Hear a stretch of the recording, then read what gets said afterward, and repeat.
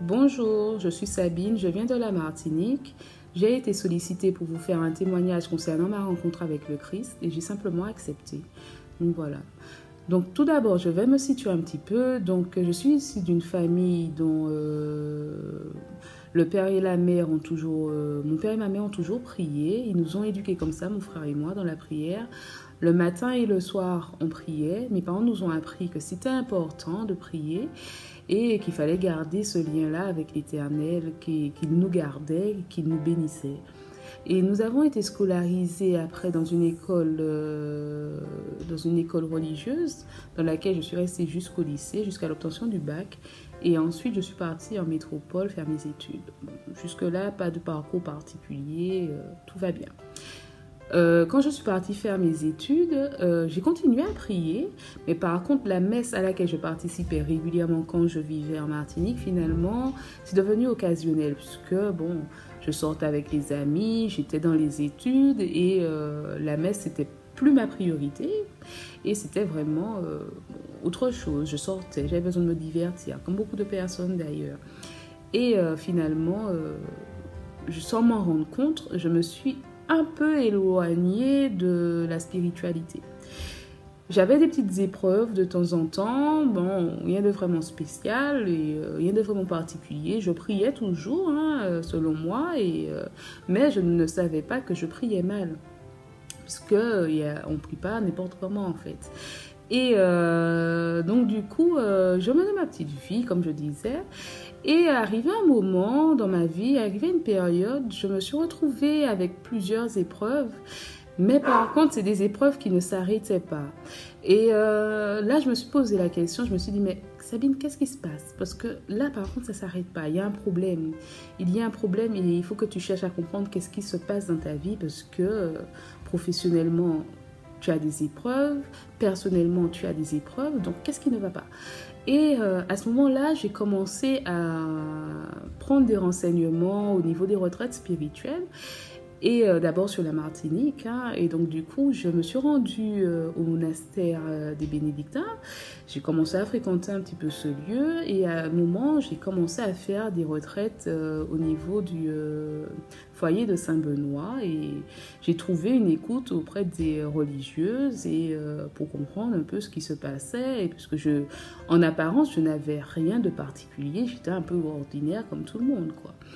Et il s'avère que j'ai passé 4 jours au monastère et c'est là que j'ai pris conscience en lisant ma Bible que finalement, même si je ne faisais rien de particulier, mais finalement je m'étais éloignée quand même pas mal du Seigneur et que c'était peut-être la conséquence de tout ce qui m'arrivait en fait.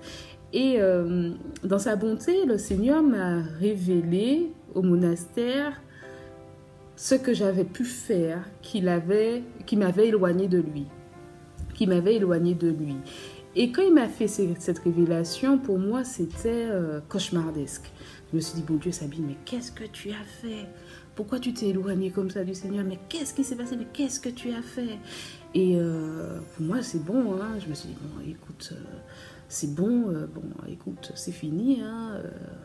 C'est vraiment fini. Tu as fait des choses, tu comprends pas, mais pourtant, ça paraît pas si terrible que ça, mais voilà, ce sont des choses que tout le monde fait, il n'y a rien de vraiment particulier, mais finalement, tu t'es éloigné quand même du Seigneur. Et là, je me suis dit, bon Seigneur, c'est bon, c'est fini, allez, c'est bon, je vais mourir, c'est bon, parce que j'avais vraiment ressenti une douleur profonde. Une douleur, je pense que c'est un extrait de la douleur peut-être que le Seigneur peut ressentir, peut-être, je ne sais pas. Mais c'était très, très, très profond et ça faisait très, très, très mal. Et donc du coup, j'étais désemparée. J'ai dit, bon, c'est bon Seigneur, c'est fini, je suis finie, c'est bon, je vais mourir, ça va plus. Et dans sa bonté, le Seigneur m'a dit, je me suis rendue dans la chapelle et dans sa bonté, le Seigneur m'a fait comprendre que le Seigneur Jésus-Christ avait déjà tout payé pour moi en fait et que j'avais déjà été rachetée. Et à partir de ce moment-là, je me suis dit d'accord, donc Seigneur, tu m'aimes vraiment en fait. Là, tu m'aimes vraiment. Mais c'était pas fini, donc j'étais en paix, j'avais retrouvé ma paix, effectivement la paix parce que je savais qu'il y avait l'Éternel, qu'il m'aimait et qu'il était à mes côtés et qu'il était avec moi dans les épreuves que je rencontrais. Pourtant, malgré la rencontre, les épreuves n'étaient pas terminées parce que maintenant que j'ai été éprouvée, j'ai eu l'impression qu'il fallait que je fasse quelque chose à mon tour en fait. Et au travail, bon, ça n'allait pas vraiment et bon, il y avait quelques difficultés, il y avait des comportements qui étaient un peu difficiles que je ne comprenais pas du tout et en temps normal peut-être que j'aurais réagi au quart de tour, mais étant une nouvelle personne je ne pouvais pas le faire. Donc du coup j'ai grandi spirituellement, j'ai grandi et à ce moment-là j'ai commencé à prier, à jeûner, à réciter le psaume 90. C'est vraiment le psaume qui m'a le plus parlé à cette période-là, le psaume 90. Et j'ai beaucoup prié, j'ai beaucoup jeûné. Et le Seigneur m'a montré sa bonté quand toutes les épreuves se sont arrêtées d'un coup, en fait. D'une façon que moi-même, je n'aurais pas imaginé. Et si bien que je me suis retrouvée à dire, mais Seigneur, c'est trop, j'ai pas demandé ça, c'est vrai que c'était difficile, mais j'ai pas demandé certaines choses. C'est trop. Mais comme on dit, les voies du Seigneur sont impénétrables et il faut avoir de la foi. Quand je fais un témoignage un peu plus profond de ce qui m'est arrivé, on me demande mais comment tu as fait?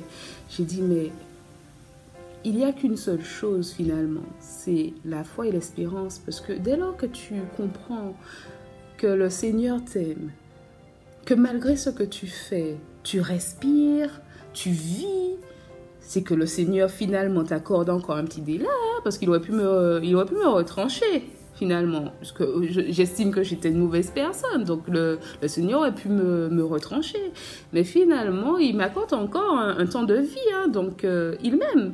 Et comme on sait que la vie vient de l'Esprit Saint, donc je me dis, bon, Dieu m'aime, donc le temps qu'il me reste, il faut que je l'utilise autrement. Et finalement, c'est un peu ça mon témoignage, il faut toujours garder l'espérance finalement dans toutes les épreuves qu'on a, dans toutes les épreuves qu'on rencontre.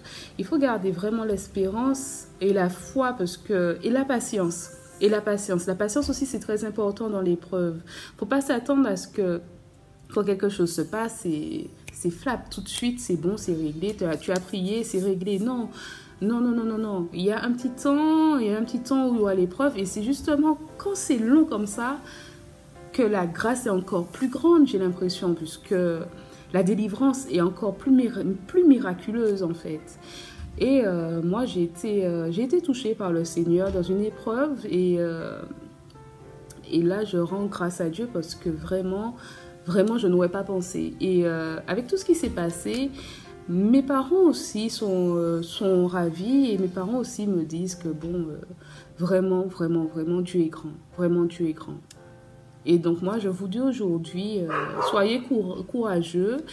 Ne baissez pas les bras dans la prière, même si l'épreuve est longue, même si elle est difficile, mais la fin va être encore plus merveilleuse. Il faut être courageux, il faut être patient, il faut maintenir la prière et après ça ira.